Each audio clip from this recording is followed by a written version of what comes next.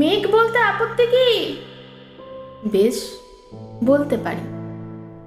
ছাদের ওপর মেঘ দাঁড়াতো ফুল পিসিমার বাড়ি। গ্রীষ্ম ছুটি চলছে তখন। তখন মানে কবে? আমার যদি 14, মেঘের 16-17 হবে। ছাদ থেকে হাতছানি দিত, ক্যারাম খেলবি আয়।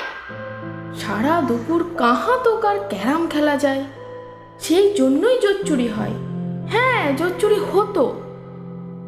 আমার যদি 14, মেঘের 15-16 মতো। ঘুরিয়ে দিতে জানতো খেলা শক্ত ঘুটি পেলে, জায়গা মতো সরিয়ে নিত আঙুল দিয়ে ঠেলে। শুধু আঙুল, বোর্ডের ওপর লম্বা ফ্রকের ঝুল, ঝপাং ফেলে ঘটিয়ে দিত ঘুটির দিক ভুল। এইখানে না ওখানে, হ্যাঁ এটা না ওটা। ঝাঁপিয়ে পড়ে ছিনিয়ে নিল ঘুটির বাক্সটা। ঘুটিরও সেই প্রথম মরণ। প্রথম মরা মানে বুঝবে শুধু তারাই যারা ক্যারাম খেলা জানে। চলেও গেল কদিন পরেই মেঘ যেমন যায়।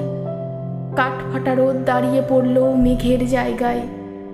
খেলা শেখাও, খেলা শেখাও, হাফিত্তেশ কাক। কলসিতে ঠোঁট ডুবিয়েছিল জল তো পুরে খাঁক। খা খাওয়া সেই কলসি আবার পরের বছর জলে ভরল কেমন তোমায়? থামো, ওসব কি কেউ বলে? আত্মীয় হয়, আত্মীয় হয়। আত্মীয় না ছাই? স্পষ্ট করে বলো, এবার সব জানতে চাই।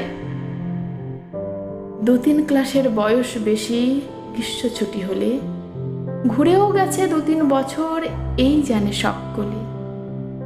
আজকে দগ্ধ গ্রীষ্ম আমার, তোমায় বলতে পারি। মেঘ দেখতাম ছাদের ঘরে, ফুল পিসিমার বাড়ি।